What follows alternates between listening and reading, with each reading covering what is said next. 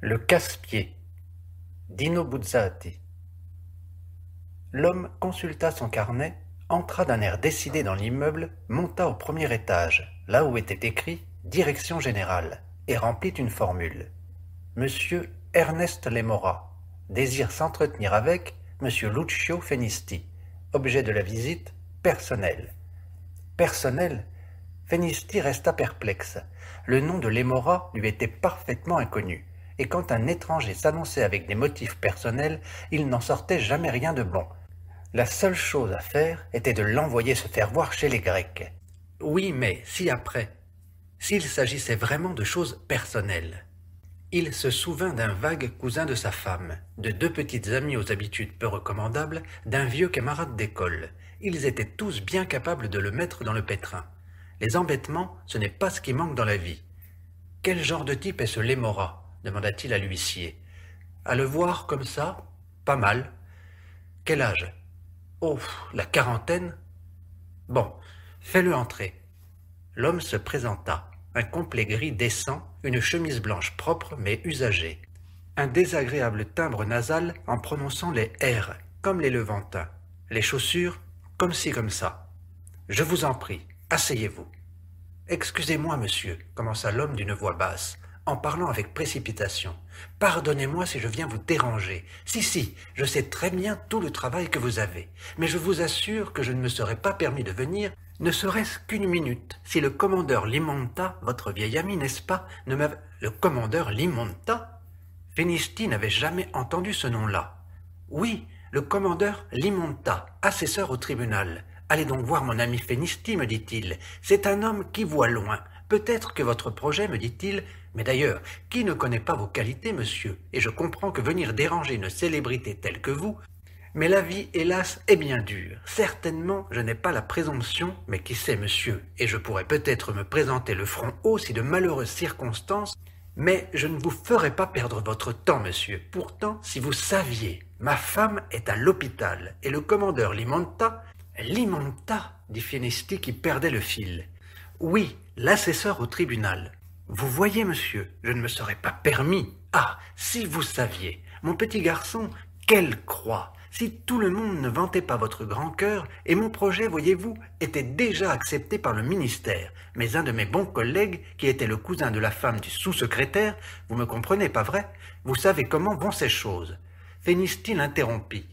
Excusez-moi, malheureusement mon temps est limité. Il regarda la pendule. Bientôt, je dois me rendre à une réunion. Si vous vouliez bien en venir au fait et me dire en quoi je pourrais... Non, monsieur, répliqua l'autre, comme la glu. Je me suis mal exprimé, et mon projet, il s'agit, vous comprenez, de mon troisième fils, qui a été frappé justement la semaine dernière de poliomyélite. Je sais que vous allez compatir un cas grave et rare, dit le médecin, un cas difficile. Alors j'éprouve un grand embarras, et je suis vraiment mortifié, monsieur. Si j'ai évoqué en vous involontairement... Involontairement quoi? Éclata Fenisti, exaspéré. Oh, je n'avais pas l'intention, je vous en prie, excusez-moi, mais vous savez, avec toutes ces préoccupations, on ne se sent plus capable de parler, au contraire, monsieur. Vous ne me croirez peut-être pas, monsieur, mais j'éprouve pour vous un sentiment, je vous le jure, une véritable affection, oui, de gratitude. Mais, monsieur, ne me regardez pas comme ça, parce que alors le peu de courage, si cela ne tenait qu'à moi, j'aurais voulu vous présenter mon projet. Mais je vois que... Et puis, je ne sais pas ce qui m'arrive. Mais voyez-vous, monsieur, aujourd'hui, je me sens tout intimidé. Devant une personnalité comme vous, oui, ma sainte femme me le dit toujours malheureusement. Elle est entrée à l'hôpital hier, parce que, voyez-vous, monsieur, moi qui vous parle, monsieur, je suis un homme qui a travaillé toute sa vie. Oui, honnêtement, je peux... Fenisti chercha à l'endiguer. Il avait la sensation de s'enliser dans une mer de nausées qui l'engourdissaient lentement. Mais finalement, vous me disiez votre projet. Une proposition. Oui, au contraire, monsieur. Je vous remercie infiniment pour l'intérêt que vous montrez tout de suite. Mais vous êtes fatigué, pas vrai? Oui, confirma Fenisti résigné et languissant. Ah, la famille, quelle belle et grande chose que la famille. Même le commandeur Limonta, votre vieil ami, un authentique ami. Dans certains cas, l'amitié, seulement quand il surgisse des circonstances telles que vous voyez, monsieur, elle sera opérée demain matin. Mais excusez-moi, cher monsieur, vous êtes peut-être impatient de connaître mon projet, mais c'est hélas une opération délicate. Et le professeur m'a pris à part, et je m'en rends bien compte, une personnalité comme vous, monsieur, ne peut guère s'intéresser à moi qui viens d'ici. Pourquoi? Moi, si, monsieur, soyons objectifs. Un homme comme vous, avec la responsabilité que vous avez, monsieur, une masse de travail, pourquoi devrais-je vous préoccuper avec mes misères? Si ce n'est pour la gratitude que j'éprouve, un malheureux, une nullité comme moi. Ne me dites pas non, non, monsieur, c'est ma faute, une sensation de honte, absolument. Et puis il est normal de respecter certaines distances. Et tandis que je suis là à vous ennuyer, peut-être que dans la salle d'attente, il y en a beaucoup et plus importants que moi, qui attendent peut-être une jolie dame, et moi, je suis assis ici, comme si l'opération de ma femme, enfin heureusement que l'hôpital de Lecce... De Lecce? Oui, monsieur, la pauvre petite est là-bas, mais moi aussi, monsieur, croyez-moi, je ressens depuis quelques jours un bourdonnement dans l'oreille, et puis une difficulté à respirer. Vous savez, monsieur, quand on est invalide de guerre, Dieu seul sait. Lucio Fenisti se sentit défaillir. Un brouillard s'épaississait devant les yeux et derrière le visage de ce maudit qui parlait. Lentement, sa main gauche chercha la poche arrière de son pantalon où se trouvait son portefeuille. Une fois sorti de l'immeuble, l'homme s'arrêta pour regarder le billet de 10 000 livres qu'il ne possédait pas 10 minutes avant. Il fit un rapide calcul mental, secoua la tête. Cela ne suffisait pas. Il poussa un soupir, consulta son calepin, traversa la place d'un pas rapide, parcourut une partie de la grande avenue, entra d'un air décidé dans un autre grand immeuble. Mais là, l'huissier l'avait repéré à temps à travers la baie vitrée. Par un signal convenu, il donna l'alarme intérieure. Automatiquement, le dispositif de sécurité défensive se déclencha. Les huissiers se précipitèrent devant les portes, donnant accès à l'escalier. Toutes les issues furent fermées. Les nerfs de 300 fonctionnaires de tout grade tendus. Car à de trop nombreuses reprises, l'imposteur avait réussi à pénétrer, semant la consternation et la ruine. Mais l'homme le savait. Pour la forme seulement, il demanda à l'huissier s'il pouvait parler à M. Salim Bénet. « Aujourd'hui, M. Salim Bénet est absent, dit l'huissier, et M. Smalia. M. Smalia est en conférence, et M. B. M. B est souffrant. Oh, le pauvre, s'apitoya l'homme, j'en suis vraiment navré.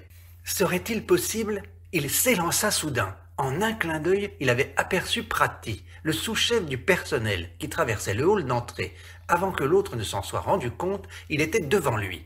« Oh, bonjour, cher monsieur, quel heureux hasard! Figurez-vous que je vous cherchais justement, car voyez-vous, cher monsieur, une proposition. » Prati tenta de se dégager. « Mais vraiment, ce n'est pas pour dire une journée très chargée, un tas de rendez-vous. » « Oh, je vous en prie, par pitié, cher monsieur, ne craignez pas que... Mais si vous voulez me permettre une petite minute, je vous assure, voyez-vous, monsieur, je ne me permettrai pas si l'ingénieur Bernozzi... » L'ingénieur Bernozzi? Prati n'avait jamais entendu son nom. Mais oui, l'ingénieur Bernozzi, des travaux publics. Vous devriez aller voir monsieur Prati, me disait-il. C'est un homme aux vues très larges, et il peut se faire que votre projet, me disait-il. Mais d'ailleurs, qui ne connaît pas vos mérites, cher monsieur? Et je comprends, je ne vous ferai pas perdre un temps précieux. Si vous saviez malheureusement, ma femme est à l'hôpital, et l'ingénieur Bernozzi... L'homme, une fois sorti, s'arrêta pour contempler le billet de 5 000 livres qu'il n'avait pas quelques minutes auparavant. Il l'ajouta à l'autre de 10 000, en les pliant avec soin. Il fit un rapide calcul mental, secoua la tête, cela ne lui suffisait pas. Il poussa un soupir, se remit en route d'un pas vif. Il tourna à droite, parcourut une centaine de mètres, s'arrêta devant une église. Ses lèvres s'arrondirent en un sourire mielleux. Avec décision, il monta les 7 marches, ouvrit la porte, se trouva dans le temple.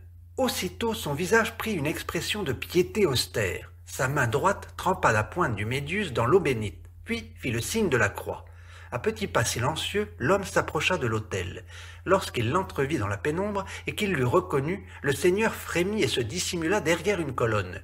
L'homme avança un pas vide, bien qu'avec un extrême respect, jusqu'à la colonne. Et puis il se retourna brusquement en cherchant.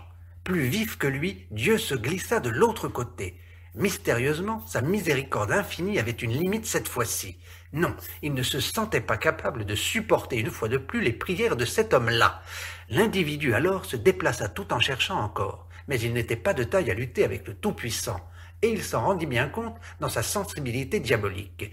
Pas question d'un coup tordu, il fallait s'y résigner. Un imperceptible Frisely courut parmi les saints titulaires des différentes chapelles latérales. Sur qui cela tomberait-il? D'un air indifférent, le fatal personnage parcourut la nef centrale appelant, comme un chasseur dans les bois, le fusil au creux du bras, prêt à tirer. Il s'agenouilla si rapidement et d'une façon si inopinée devant la troisième chapelle, à droite, que saint Jérôme, qui la présidait, fut pris par surprise, et il n'eut pas le temps de se dérober. « Oh, très vénéré saint Jérôme, commença l'homme en murmurant. Oh, toi, pilier de l'Église, savant docteur, ma femme à l'hôpital, toi qui fais tant de miracles et dispense tant de grâces, très aimable saint Jérôme, toi qui avec une paternelle sollicitude l'opération demain matin. Oh, toi, céleste docteur, mon fils la poliomyélite, devant toi s'élève, ô radieux docteur, mon âme repentante en t'implorant. Les invocations sortaient à flot continu. 10, 15, 20 minutes sans reprendre souffle. 25 minutes, 30, 35. L'écume aux lèvres, saint Jérôme dit oui.